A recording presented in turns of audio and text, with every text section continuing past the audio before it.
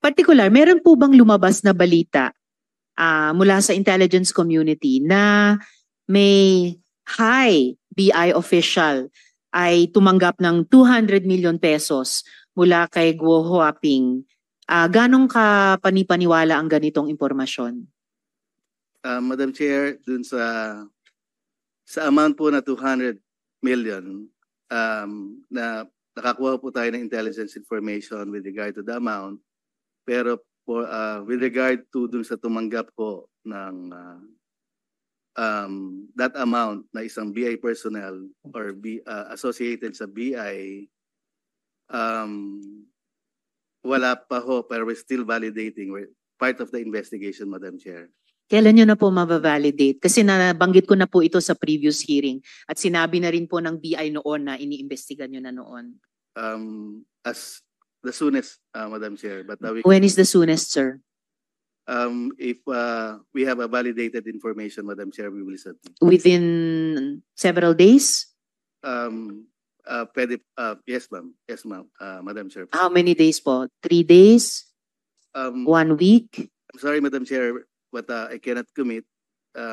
I can only commit if there's a validated information, Madam Chair. Of course, I understand that. So within a few days? We will try, Madam Chair. Try your best. Itanong ko rin, before Senator Joel, itanong ko rin itong parehong tanong kay General Villanueva. Kapanipaniwala ba yung ganyang impormasyon na mayroon daw mataas na BI official na tumanggap ng 200 million para patakasin si Guo Huaping? Good morning, Madam Chair.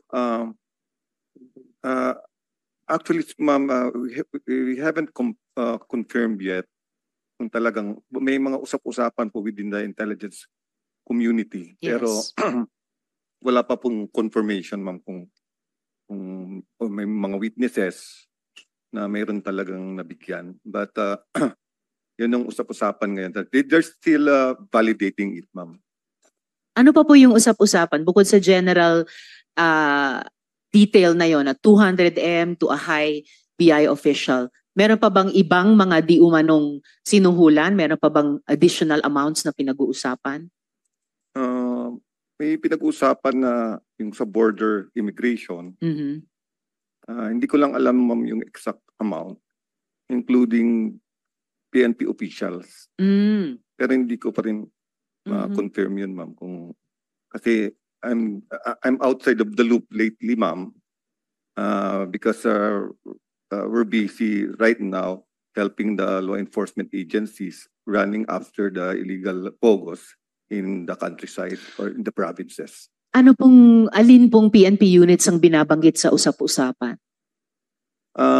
Hindi PNP unit, ma'am, but personalities. PNP personalities. Sino-sino po?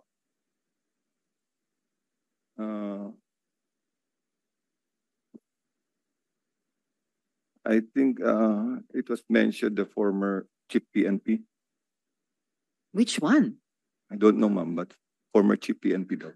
Wow. All right. Salamat, General Villanueva. Sino pong resource person ng PNP dito? Yes, sir. General Takaka. So we've heard a few of the agencies so far saying nagkukondukta po sila ng internal investigation sa kanila ring mga hanay. Narinig nyo or sa sariling Intel Directorate at units ng PNP, meron din po bang ganitong mga impormasyon, ganitong mga hundreds of millions of pesos in di umano mga bribe amount sa mga matataas na opisyal sa BI at ngayon nababanggit pati isang dating PNP chief pa. Sa inyo pong investigasyon, ano pong lumalabas, General? Good afternoon, Madam Chair. For the part po ng PNP, so far po wala po kaming report with regards po kung may mga nasuhulan na PNP personnel.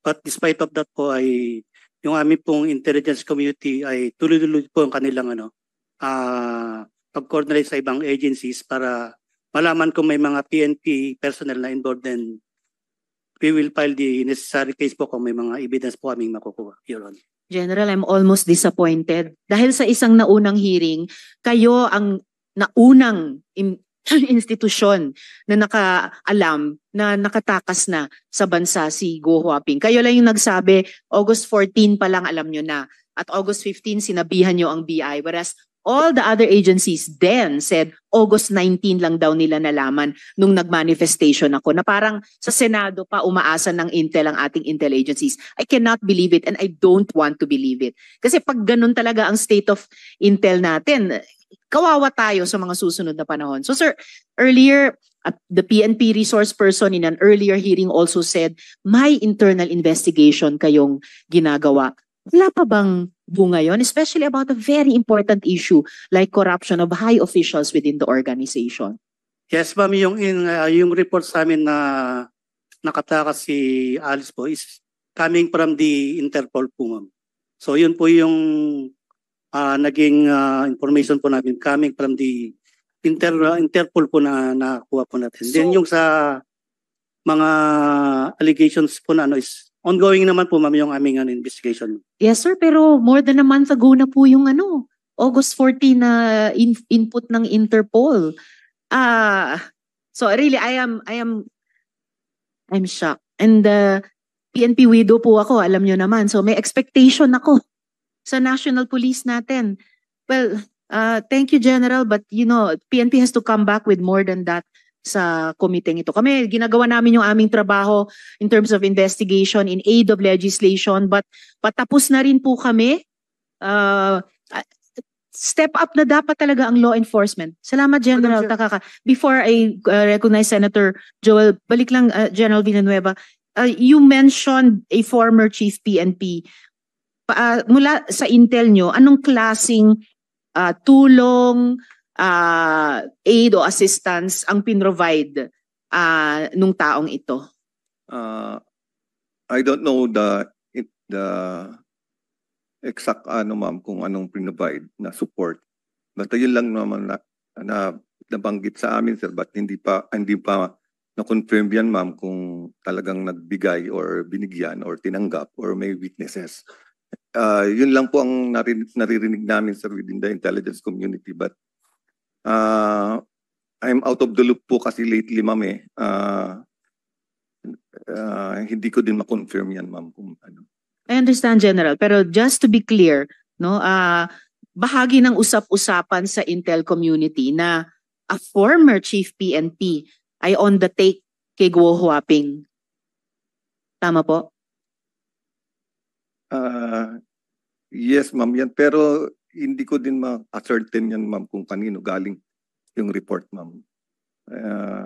It's just parang rumors lang within the intelligence community. I think they are validating it right now. I even went to NICA last week, but there's no information about it, ma'am. Salamat, General. That's all well noted. Pero dun sa usap-usapan na vine-verify pa ng buong Intel community, kasama din ba sa usap-usapan na itong alleged former chief PNP ay tinulungan ng kahit sino sa mga kasalukuyang government officials natin sa usapin ng pagtakas ni Guo Huaping? Wala naman, ma'am. Ang parang usapan dun, ma'am, parang nasa payroll, yung monthly payroll. Ever seen? It gets worse and worse. Kanina, bad enough yung magbayad di umano ng daang milyong pisong suhol para makatakas ang isang Guo Huaping. Even worse, kung historically may monthly payroll. Attorney Magno, sa NBI po ba may ganyang mga anggulo rin tinitignan ang bureau, yung suhol, pati sa isang dating chief PNP, at yung monthly payroll, pati sa mga government officials? Madam Chair, lahat po yan ay tinitingnan po natin. But at this moment, we cannot comment on the investigation and intelligence gathering that we are conducting. Since sa binubuo po naming pag-backtrack at pag-iimbestiga, ay kasama po namin tinitingnan niya, Madam Chair. Last on the list for today, dapat sana si Senator De La Rosa, unless gusto rin ninyong sa susunod na hearing na. But ngayon, Short lang. short. All right. You have the floor, Senator De La Rosa. Thank you, Madam Chair. Alice, si Wesley Go is your brother. Am I correct? Opo. Ngayon, there is an information na magkasama sila ni Wang Ziyang ngayon somewhere, kung nasa Hong Kong or sa Singapore ba. Are you comfortable with that information? Na magkasama silang dalawa? Sen, honestly, wala po akong idea po. Hindi ko po alam Hindi, kung magkasama I'm po not sila. asking about the idea. Okay, being your brother, itong si Wesley Go, komportable ka na magkasama sila ni Wang Ziyang doon sa ibang bansa? I assume po hindi po sila magkasama. Hindi pa ako comfortable po. Granting magkasama sila. Komportable ka, hindi? Hindi. May we know the reason why? We are helping you here. Opo, sorry po, I refuse to answer po.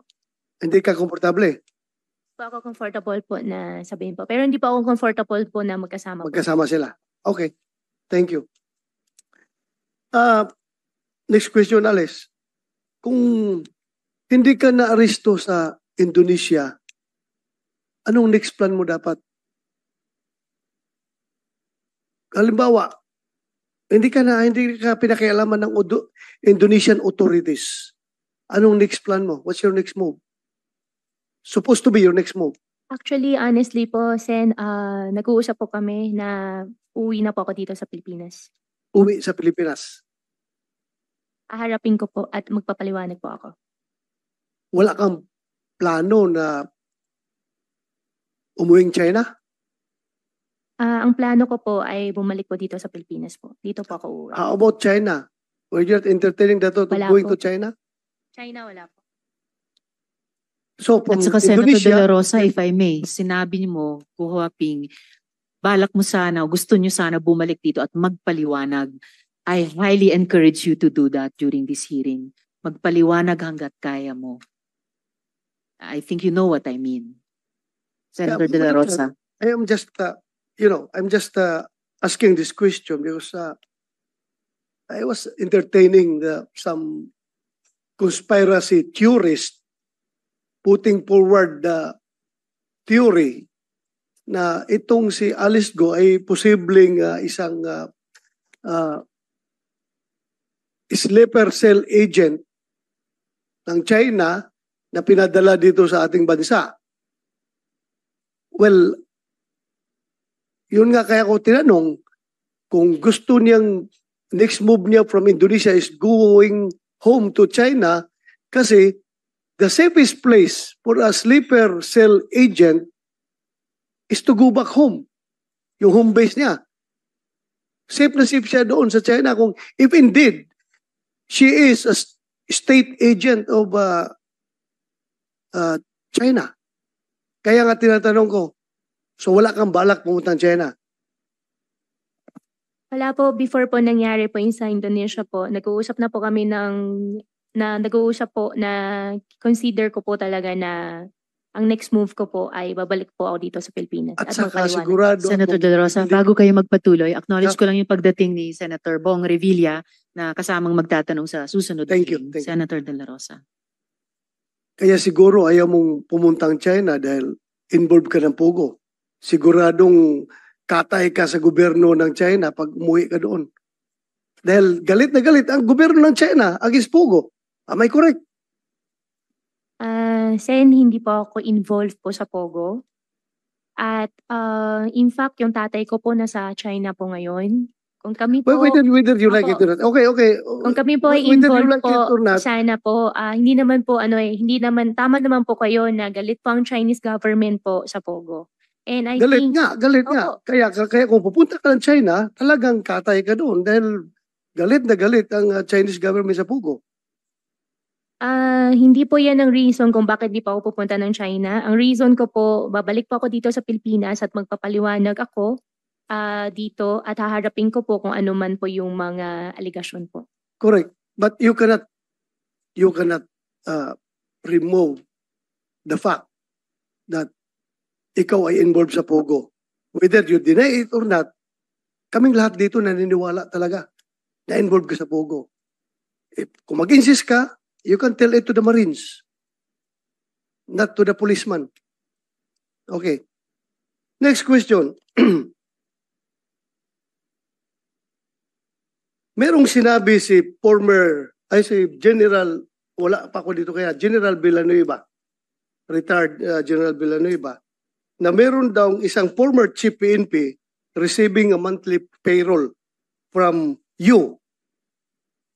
Pwede bang malaman kung sino itong former chief PNP? I'm concerned because I am a former chief PNP. Baka mamaya, merong lalabas na script dyan na si Bato ay tumatanggap ng pera galing sa'yo. Wala pong ganun pong nangyayari. Sigurado ka? Sigurado po ako. Wala pong Kilala ganun mo ba nangyayari. ako? Nakita ko po kayo in person nung andito na po sa Senate po. Before that, nag-meet ba tayo in person? Never po. Sigurado ka? Sigurado Kahit po. selfie. May selfie ka sa akin? Selfie, I think wala po. Kahit nag-cruise mo lang tayo sa isang mall, nakita mo ako. Hindi mo ako nakita sa isang Hindi mall? po. Sigurado ka? Sigurado po ako. Ay, siniguro ko lang dahil baka mamaya may lalabas na script dyan na ako yung former chief PNP na tumatanggap sa iyo ng pera. Klaruhin ko lang ito. So, General Gonzales, pwede malaman from you kung sino yung former chief PNP na sinasabi niyo na tumatanggap ng monthly payroll from Alice Go? Your Honor, I don't have any confirmation, but I'm sure you're not the one. I think so.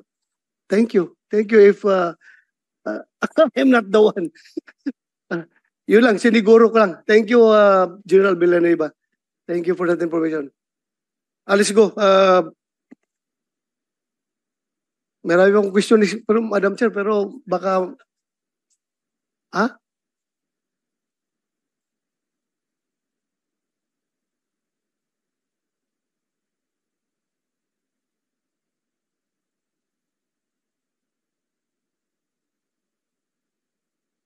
That's all for me for now, Madam Chair. Salamat. Thank you. Salamat. Next ko na. Next. Salamat kaayo, Thank you. Senator De La Rosa.